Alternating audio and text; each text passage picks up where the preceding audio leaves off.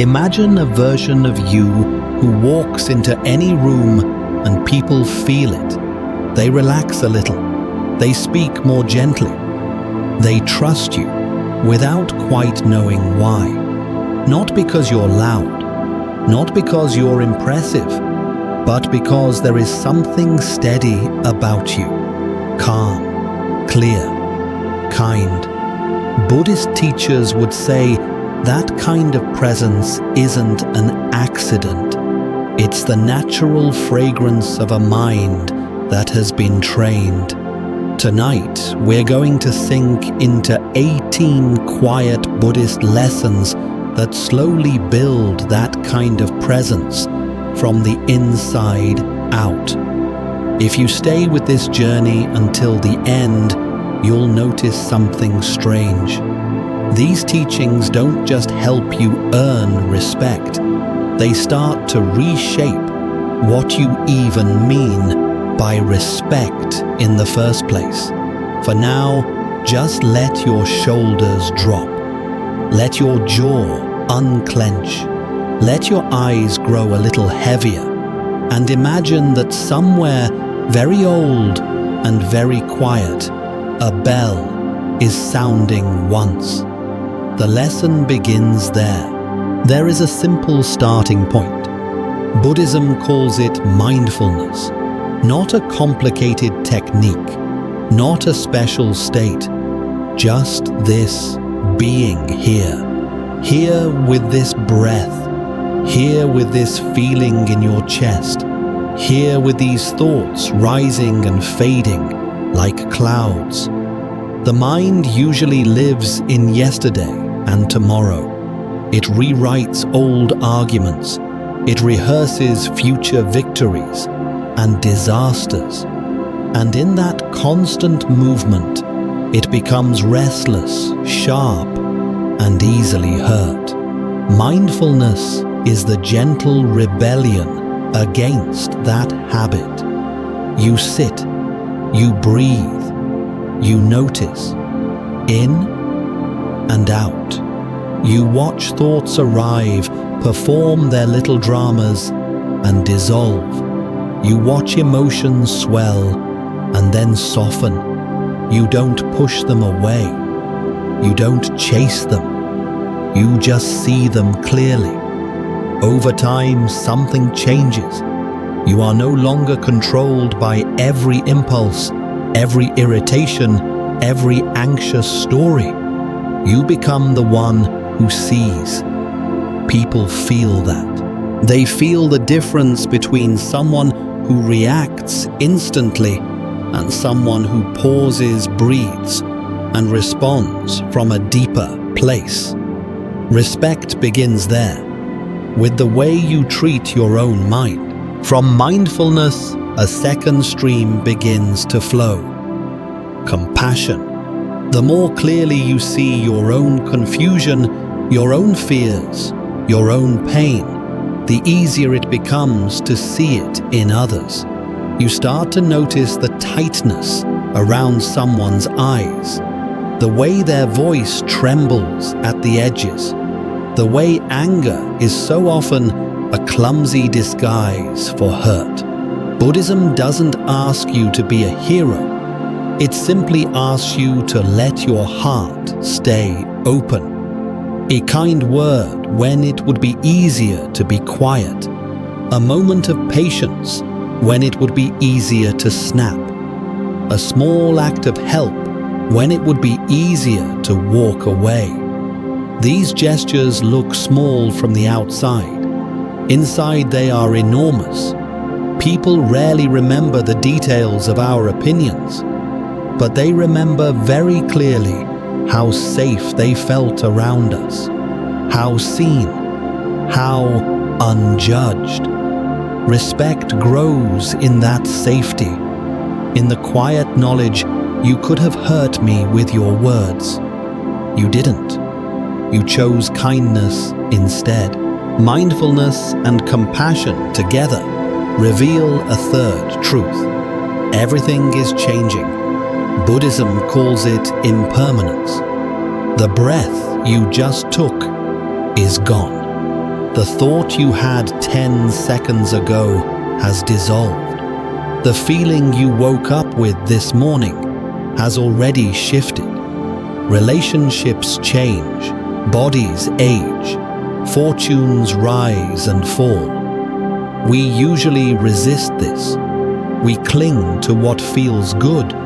We push away what hurts. We pretend certain things will last forever if we just hold on tightly enough. Impermanence doesn't ask you to like change. It just asks you to stop arguing with reality. When you really understand that nothing is guaranteed, gratitude becomes natural. You enjoy the conversation while it's happening instead of replaying it later, wishing you had said more. You appreciate the person sitting across from you, knowing that this exact moment will never return. And when loss comes, as it always does, you grieve, but you don't feel betrayed by life. You knew from the beginning that everything here is on loan. A person who accepts impermanence is strangely steady. They bend, but they don't break. They hurt, but they don't collapse.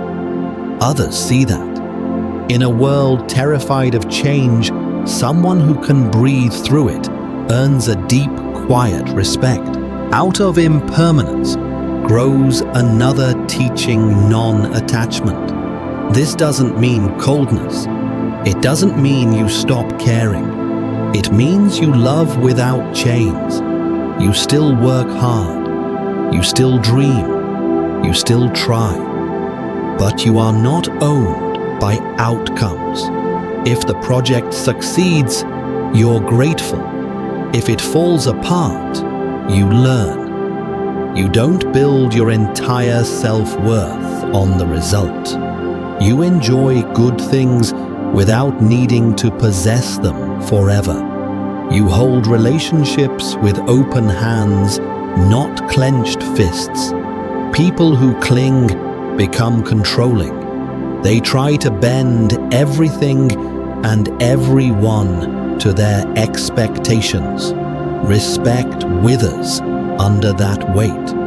Non-attachment lets people breathe around you. They sense that they're not being used to cover your fear or insecurity. They are free to come free, to go free to change, and you will still wish them well. That kind of freedom is rare and deeply respected. But it's not only what we hold on to, it's what we say.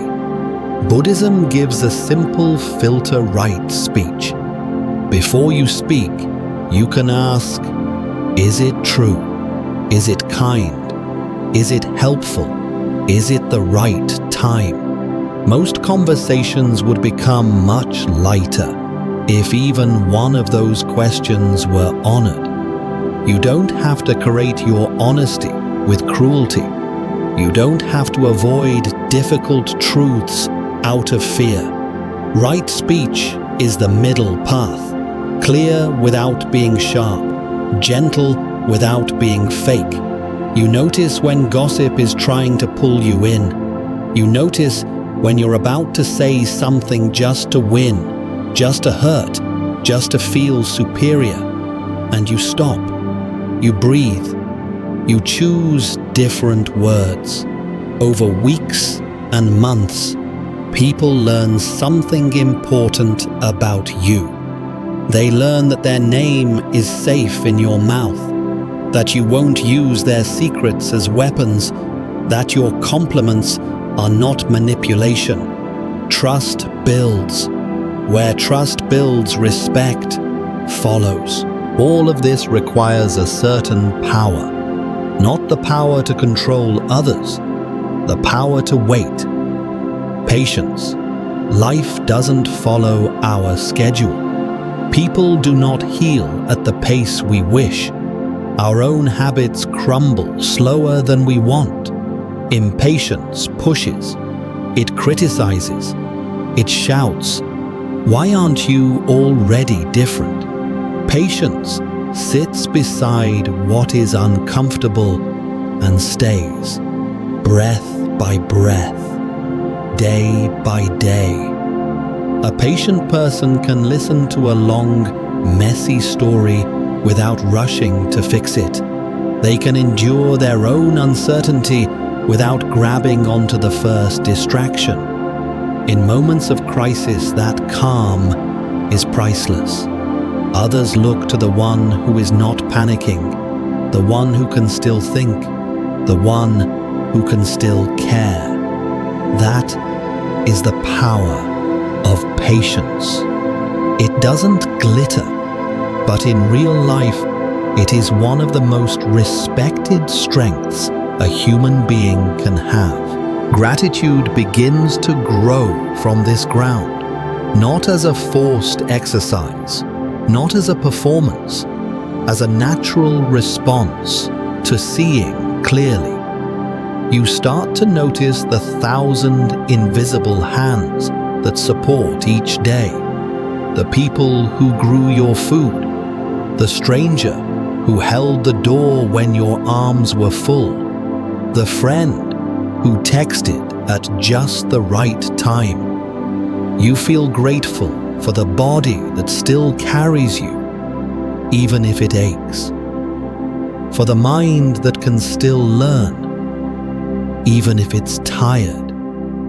You might write things down at night. 3 small blessings: a conversation, a warm drink, a moment of laughter you weren't expecting. Gratitude softens envy. It loosens the idea that everyone else has more is more, lives more, and people feel it. It's pleasant to be around someone who appreciates rather than complains, who notices effort, who says thank you and means it. Real gratitude commands respect because it shows that a person has learned to see the quiet goodness of life, not only its failures. To deepen this, Buddhism suggests a mirror, self-reflection, not self-hatred, not looping criticism, but honest looking.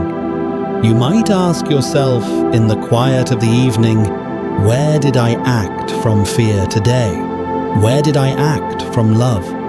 What did I avoid that I needed to face? What did I do well that I should continue?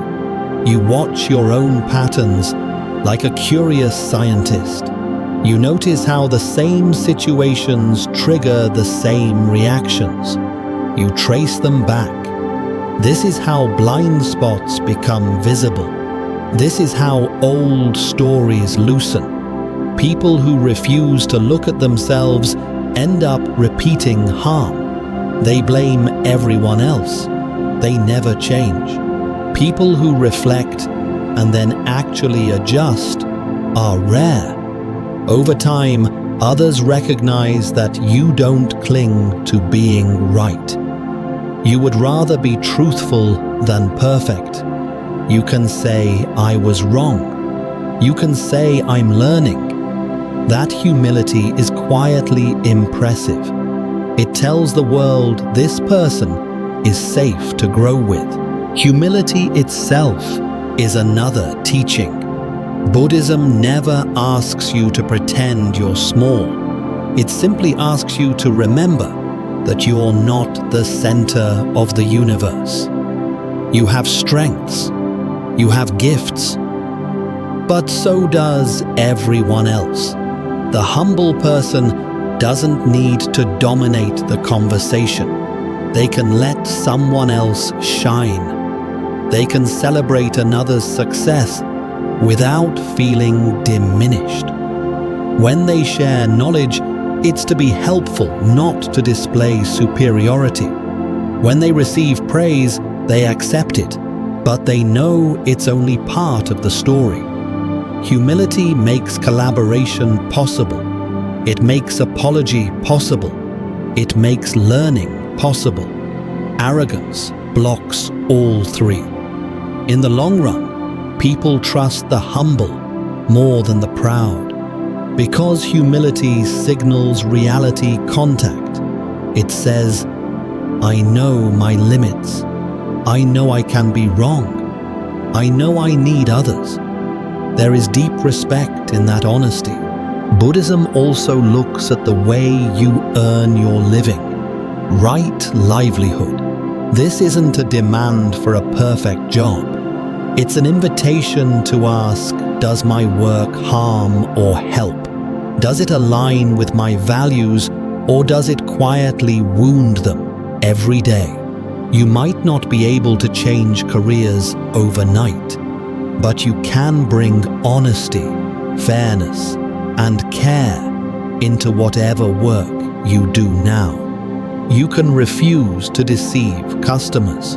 You can refuse to crush colleagues just to climb faster. You can use your skills to reduce suffering, not increase it. People notice integrity in action. The co-worker who doesn't join in cheating.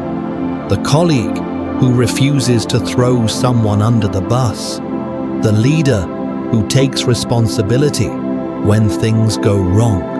Ethics at work create a reputation that no title can buy. Respect grows not from your position, but from how you use it. There is another knot Buddhism asks you to untie. The knot of resentment. Forgiveness. Not quick, shallow forgiveness that pretends nothing happened.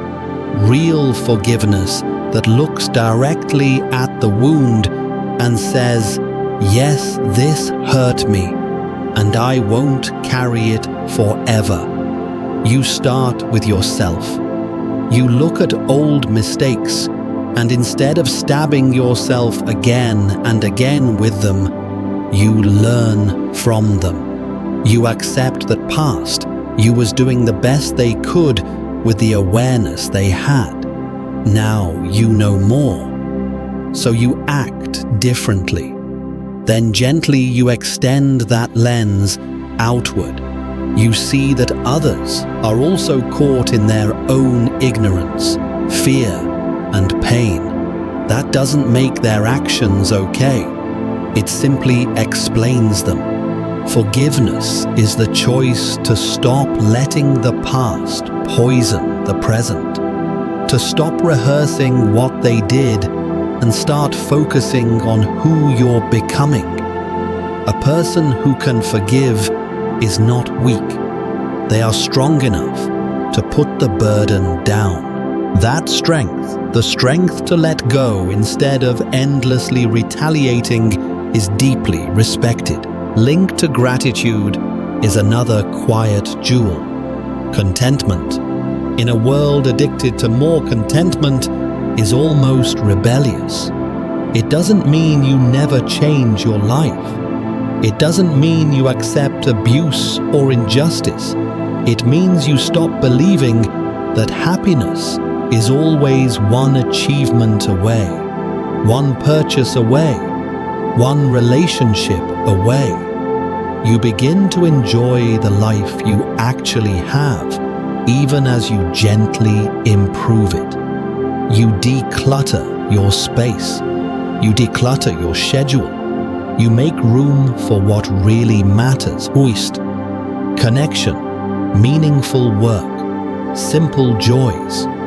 People who are content are easier to be around. They don't turn every conversation into a competition. They don't radiate constant dissatisfaction. Their calm satisfaction with enough invites respect because it reveals inner wealth that no status symbol can imitate.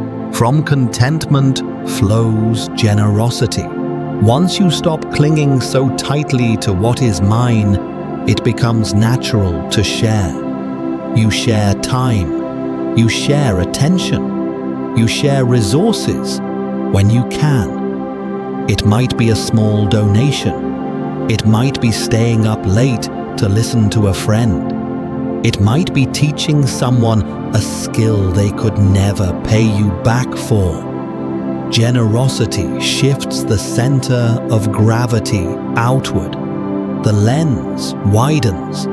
Your life is no longer only about your discomfort, your ambitions, your fears.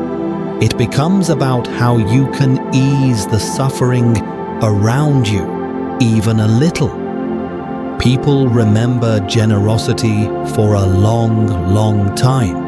Long after they've forgotten your job title, they remember that at a difficult moment, you helped. And strangely, the more you give, the richer you feel. Respect finds its way to people like that because their lives feel spacious, not cramped. There is also equanimity. Imagine sitting by a lake. Wind ripples the surface. Rain disturbs it. Stones splash into it. But deep down, the water is still.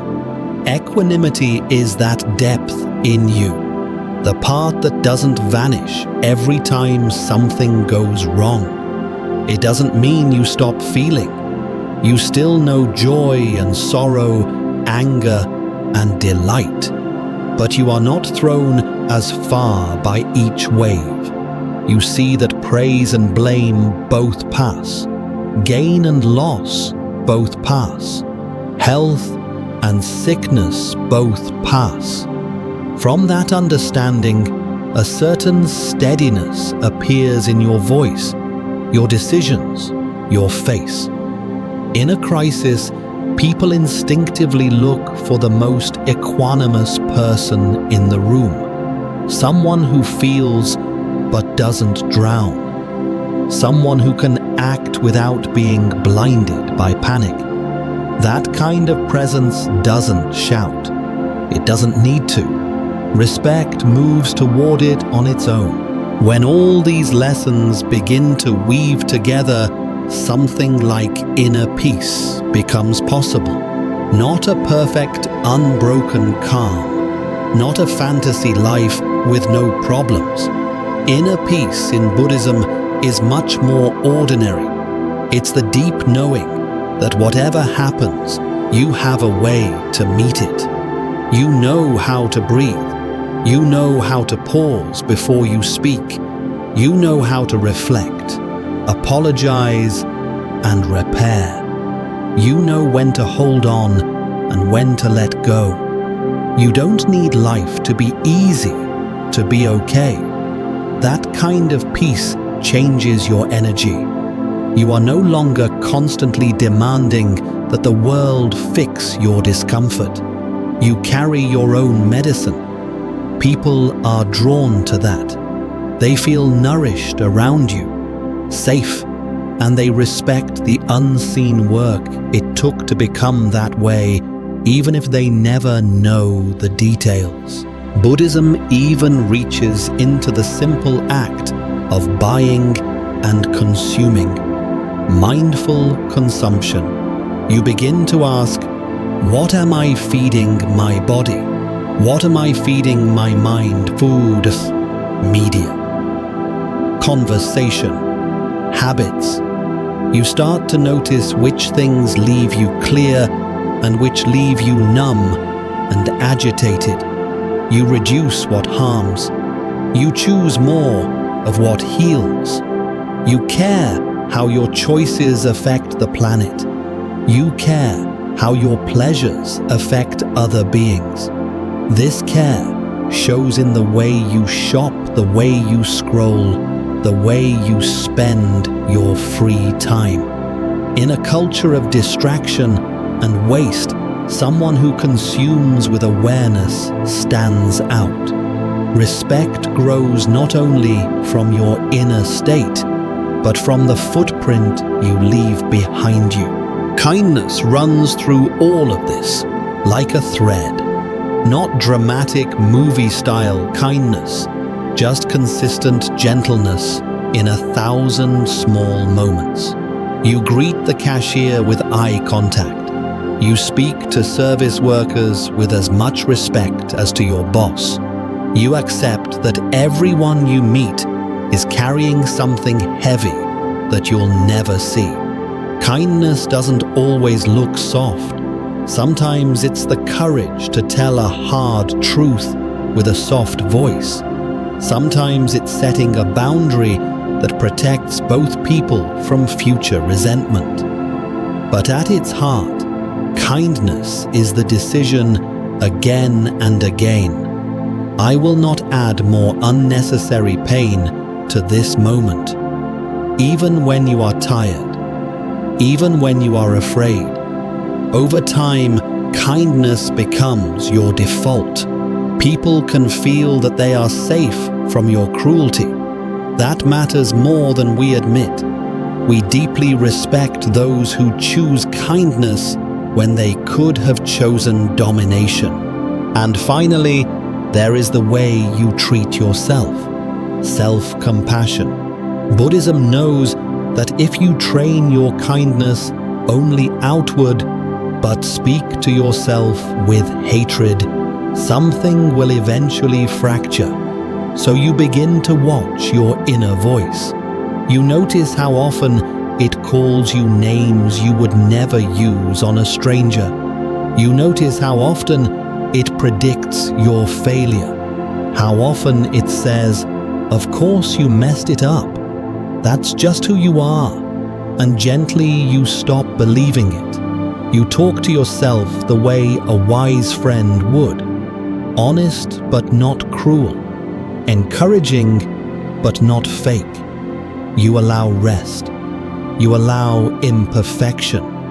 You allow the fact that growth is messy and that falling down is part of walking. When others see that you can treat yourself with kindness instead of relentless self-attack, they feel permission to do the same.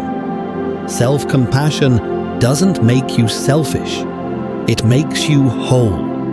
From that wholeness, you have more to give. If you listen closely, all 18 of these lessons are really one movement. Mindfulness lets you see. Compassion teaches you to care. Impermanence loosens your grip. Non-attachment lets you love without chains. Right speech cleanses your words. Patience slows your reactivity. Gratitude opens your eyes. Self-reflection turns experience into wisdom. Humility keeps your ego soft. Right livelihood aligns your work with your heart. Forgiveness drops the weight of the past. Contentment frees you from endless craving. Generosity widens your world. Equanimity steadies your inner lake. Inner peace grows from all of them. Mindful consumption shapes the space you live in. Kindness flavors every interaction. Self-compassion protects the one who is doing all this work. Practice them together, and something subtle happens. You stop chasing respect. You start chasing truth, kindness, and clarity. And respect begins to follow you quietly, like a shadow.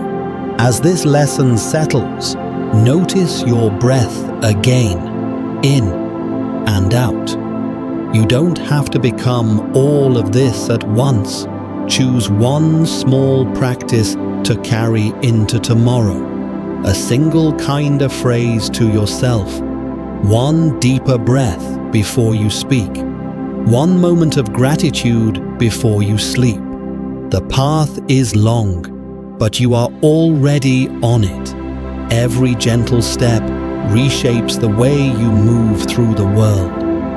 And somewhere in the background of your life, respect is quietly forming itself around you, not as applause, but as trust. When you're ready, we'll walk deeper into these teachings together and explore what happens when inner respect becomes more important than any recognition the world can give.